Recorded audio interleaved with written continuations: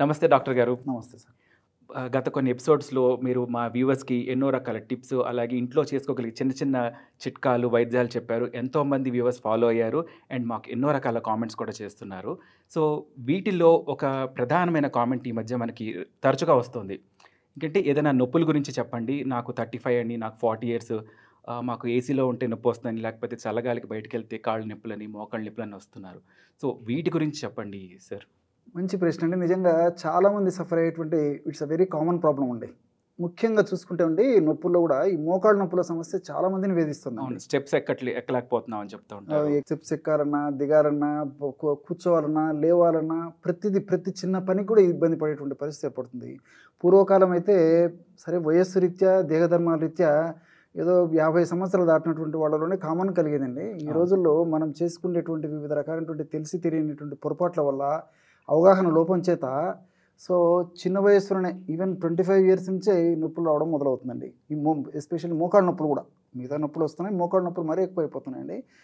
దీనికోసం అని చెప్పేసి అవగాహన లోపంతో విచక్షణ రహితంగా విచ్చలవిడిగా ఈ చాక్లెట్ లాగా మెడిసిన్ వాడుతున్నారు. అది ఏమాత్రం క్షేమదాయకం కాదు, ఆరోగ్యదాయకం కాదు, ఆమోదయోగ్యం అంతకన్నా కాదండి.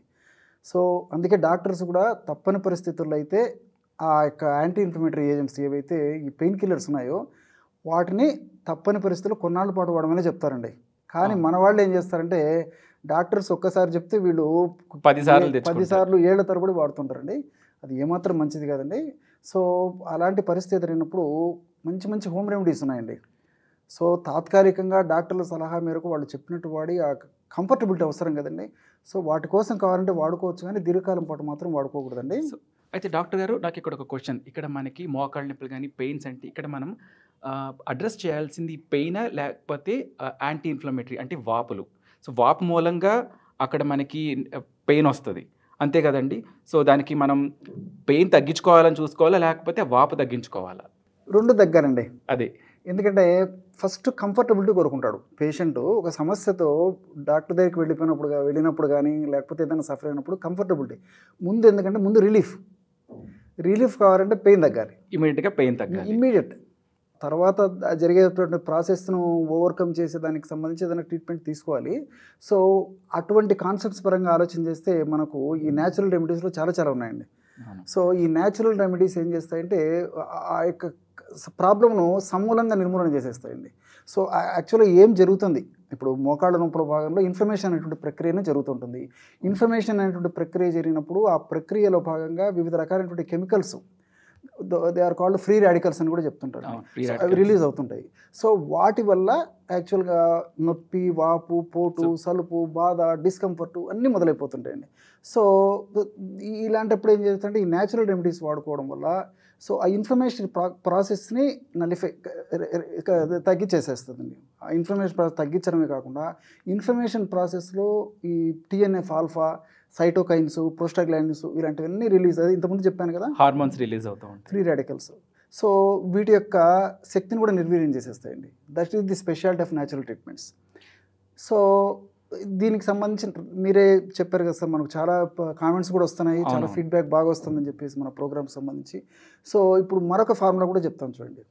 ఇది ఇంచుమించు మనకందరికీ తెలిసినటువంటిదే, చాలా ఈజీగా దొరుకుతుంది, తర్వాత చీప్ రేట్లో దొరుకుతుంది, తర్వాత వాడుకోవడం సులువు, రిజల్ట్స్ కూడా చాలా సులువు వస్తాయండి.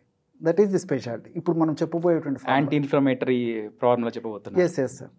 సో దీనికి ఏంటంటే జస్ట్ 3 ఇంగ్రీడియంట్స్. సో కరక్కాయ పెచ్చులు ఒక 50 grams, ఇన్ ది సెన్స్ కరక్కాయ పెచ్చుల యొక్క చూర్ణం సార్. సో ఒక 50 grams. అట్లే అజవాయిన్, వాము సార్, వాము కొంచెం వేయించేసేసి పౌడర్ లాగా చేసేసి ఒక 50 grams తీసుకోవాలి. అట్లే శొంఠి కూడా మీకు ఐడియా ఉంటుంది. సో అల్లాన్ని ప్రాసెస్ చేస్తారు, సున్నంలో నానబెట్టి ఎండబెడతా ఉంటారు. ఎగ్జాక్ట్లీ. సో ఆ శొంఠి పౌడర్ ఒక 50 grams తీసుకోవాల్సింది.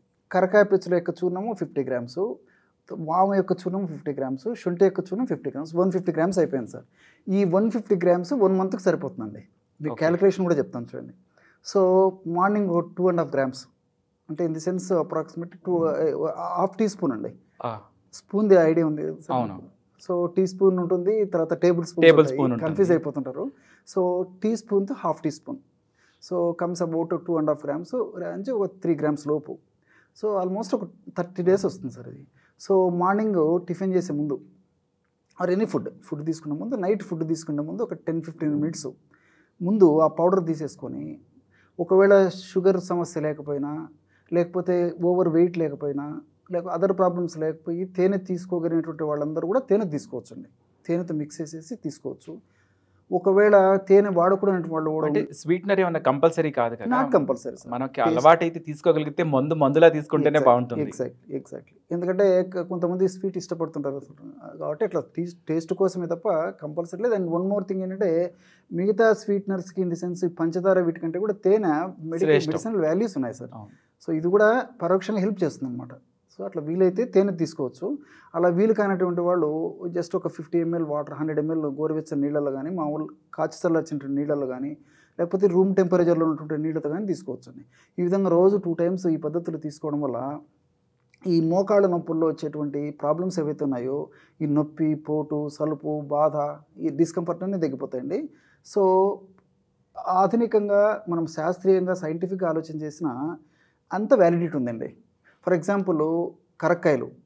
ఈ కరక్కాయల్లో సైంటిఫిక్గా అందులో ఏమేమి ఉన్నాయని చెప్పేసి ప్రూవ్ చేశారంటే, ఈ చెబులిక్ యాసిడ్, తర్వాత కెఫిక్ యాసిడ్, తర్వాత అరబినో గెలాక్టాన్స్, ఇలాంటివన్నీ ఉన్నాయి కాబట్టి ఇవన్నీ కూడా యాంటీ ఇన్ఫ్లమేటరీగా పనిచేస్తాయి. యాంటీ ఇన్ఫ్లమేటరీ అంటే మనకి వాపు తగ్గించడం. మీరు ఇంతకుముందు అడిగారు. అవును, యాంటీ ఇన్ఫ్లమేటరీ. సో ఇవి యాంటీ ఇన్ఫ్లమేటరీగా పనిచేస్తాయి. ఇండైరెక్ట్గా పెయిన్ కూడా తగ్గుతుంది సార్. సో ఈ ఈ ఇన్ఫ్లమేషన్ ప్రక్రియలో రిలీజ్ అయ్యేటువంటి ఏవైతే ఉన్నాయో కొన్ని TNF-ఆల్ఫా ఇలాంటివన్నీ కూడా వాటి శక్తిని నిర్వీర్యం చేసేస్తుంది సార్ ఈ యాంటీ ఇన్ఫ్లమేటరీ ప్రాసెస్ వల్ల. సెకండ్ వచ్చేసి వాము, అజవాయిన్ అంటారు. దీంట్లో థైమాలు, సాపోనిన్స్ అనేటువంటి రసాయన పదార్థాలు ఉంటాయి. సో ఈ థైమాల్ గుణం ఏంటంటే బ్లడ్ వెజిల్స్ని డైలేట్ చేస్తుంది. సో మోకాళ్ళ భాగంలో ఎప్పుడైతే బ్లడ్ వెజిల్స్ బాగా డైలేట్ అయిపోతే అప్పుడు బ్లడ్ సర్క్యులేషన్ బాగా జరుగుతుంది. మంచి న్యూట్రిషన్ ఎప్పుడైతే పోషకాంశాలు ఆ మోకాళ్ళ భాగంలో అందుతాయో, అక్కడ ఉన్నటువంటి ఈ అస్వాస్థ్యత, అన్కంఫర్టబిలిటీనెస్ ఏదైతే ఉందో, అనారోగ్య పరిస్థితి ఆ లోకల్ ఏదైతే ఉందో దాన్ని రెక్టిఫై చేసేందుకు ఈ బ్లడ్ వెజిల్స్లో బాగా మంచి బ్లడ్ ఫ్లో సర్క్యులేట్ అవుతుంటే జరుగుతుంది. అక్కడ ఉన్నటువంటి చెడు పదార్థాలు కూడా ఈజీగా మళ్ళీ బ్లడ్ సర్క్యులేషన్లో బయటకు వచ్చేస్తాయి. సో ఆ విధంగా పనిచేస్తుంది. అట్లే ఇప్పుడు ఈ థైమాలు, సాపోనిన్స్ ఏం చేస్తాయంటే ఈ ప్రోస్టాగ్లాండిన్స్ అనేవి ఉత్పత్తి అవుతుంటాయి సార్ ఈ యొక్క ఇన్ఫ్లమేటరీ ప్రాసెస్లో. దీనివల్ల కూడా నొప్పి ఇలాంటివన్నీ వస్తుంటాయి అన్నమాట. సో ప్రోస్టాగ్లాండిన్స్ ఉత్పత్తిని తగ్గించేస్తాయి. అండ్ తగ్గించడమే కాకుండా వాటి యొక్క పనితనాన్ని కూడా నిర్వీర్యం చేసేస్తాయి, పని చేయకుండా చేసేస్తాయి. సో మనకు నొప్పి తగ్గిపోతుంది, కంఫర్టబిలిటీ వస్తుంది. సో తర్వాత మూడోది ఏమంటే శొంఠిలో జింజరాలు, షాగోలు ఇలాంటి రసాయన పదార్థాలు ఉన్నాయి సార్.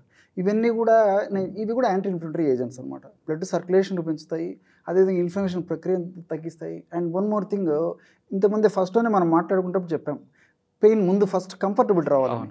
అట్లా కంఫర్టబిలిటీ వచ్చేదానికి నంబర్ 1 డ్రగ్ ఆఫ్ చాయిస్ శొంఠి సార్. ఇమ్మీడియట్ పెయిన్ రిలీఫ్ అంటారు కూడా. ఎగ్జాక్ట్లీ. అంత ఉన్నటువంటి సాలిసైలిక్ యాసిడ్స్ ఇలాంటివి కూడా ఉన్నాయని చెప్పేసి కూడా ప్రూవ్ అయింది. సో వాటి వల్ల ఇమ్మీడియట్ ముందు పెయిన్ రిలీఫ్ వస్తుంది. పెయిన్ రిలీఫ్ అయితే పేషెంట్ కంఫర్టబిలిటీ వస్తే దీర్ఘకాలం పాటు వాడటం వల్ల అది మళ్ళీ ఆ ప్రాబ్లం రికరెంట్ కాకుండా ఉంటుందండి. సో ఈ 3 కలిసి కాంబినేషన్ మూలంగా మనకి ఈ బెనిఫిట్స్ వస్తుంది. సో ఇది కేవలం మోకాళ్ళేనా, లేకపోతే ఎనీ జాయింట్ పెయిన్స్ వాటికి ఇది మనకి క్యూర్ అవుతాయా? షూర్. ఇప్పుడు నొప్పులు అంటే ఎక్కడ జాయింట్లో నొప్పి ఉన్న ప్రాసెస్ ఆల్మోస్ట్ 99% ఇదే జరుగుతుంటుంది. సో ఇప్పుడు మనం మోకాళ్ళ నొప్పుల గురించి మాట్లాడుకున్నాము. సో కీళ్ళ నొప్పులు కానివ్వండి, అంటే ఆర్థరాలజీ అంటారు. తర్వాత భుజం నొప్పి కానీ, మెడ నొప్పి కానీ, తర్వాత నడుము నొప్పులు కానీ, టైప్ ఆఫ్ జాయింట్ పెయిన్స్ ఎక్కడున్నా రెక్టిఫై చేస్తుంది. అయితే డాక్టర్ గారు నాకు ఒక క్వశ్చన్. సో ఇప్పుడు మనం చెప్పుకున్న ఈ మెడిసిన్ ఏదైతే ఉంది, ఈ చూర్ణం చెప్పారు కదా, ఈ 3 మనకి సొంటి, వాము అండ్ కరక్కాయ చూర్ణం. ఈ చూర్ణము ఆర్థరైటిస్ వాళ్ళకు కూడా పనిచేస్తుందా? అంటే క్రానికల్ ఆర్థరైటిస్ ఉంటాయి చాలా ఏళ్ల తరబడి, అంటే ఎక్కువ ఏజ్ వాళ్ళు 50-60 ఏజ్లో ఉన్న వాళ్ళకు కూడా ఈ చూర్ణం పనిచేస్తుందా? పనిచేస్తుందండి. బట్ ఎందుకంటే దీర్ఘకాలం పాటు ఉండి ఏజ్ ఫ్యాక్టర్ ఉన్నటువంటి వాళ్ళకు ఈ చూర్ణంతో పాటు అదర్ కొంచెం ఆయుర్వేదిక్ మెడిసిన్స్ కూడా కొన్నాళ్ళు వాడుకోవాల్సి వస్తుంది. ఎందుకంటే ప్రాబ్లం ఎక్కువ ఉంటుంది కాబట్టి ఇది పనిచేస్తుంది. కొంచెం ఇట్లాంటి వాళ్ళలో కొంచెం స్లో ప్రాసెస్ ఉంటుంది కాబట్టి వీటికి తోడు కొన్ని అడిషనల్ మెడిసిన్స్ కూడా వాడుకుంటూ ఇది వాడుతూ తర్వాత కావాలంటే అడిషనల్స్ మెడిసిన్స్ అన్ని ఎర్లీ స్టేజ్ లో ఉన్న వాళ్ళకి ఈ మెడిసిన్ చాలా అద్భుతంగా చాలా బాగా పనిచేస్తుందండి. మేము ఎంతో మందికి ఇచ్చాము. ఫీడ్బ్యాక్ వచ్చిన తర్వాతనే మీరు సందర్భానుసారంగా ఈ ప్రశ్న అడిగారు కాబట్టి మన ప్రేక్షకుల కోసం ఇది చెప్పడం జరుగుతుందండి. Thank you so much sir. మాకు ఒక మంచి మెడిసిన్ ఇచ్చారు. ఈ రోజుల్లో ఎక్కువ మంది పెయిన్స్ బాధపడుతున్నారు. వాళ్ళకి ఈ మెడిసిన్ ఎంతగానో రిలీఫ్ అవుతుంది అండ్ వాళ్ళకి బెనిఫిట్ అవుతుందని మేము ఆశిస్తున్నాం. థ్యాంక్ యూ సో మచ్ అండి. నమస్తే.